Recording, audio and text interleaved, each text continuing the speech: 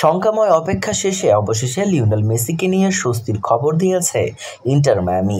Argentine তারকার পেশির চোট খুব গুরুতর নয়, তবে কিছুদিন তাকে মাঠের বাইরে থাকতে হবে নিশ্চিতভাবেই।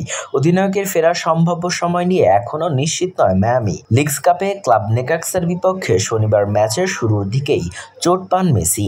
এরপর মিনিট দুয়েক খেলার চেষ্টা করে মাঠ ছেড়ে যান একাদশ মিনিটেই।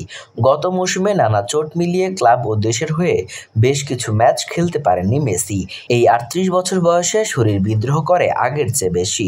ধকল সামলানো এখন বেশ কঠিন। এবারের চোটের পরও তাই শঙ্কার জায়গা ছিল।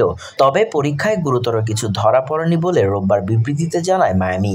এতে বলা হয়েছে, পরীক্ষার ফলাফলে নিশ্চিত হওয়া গেছে তার ডান পায়ের পেশিতে মাইনর চোট আছে।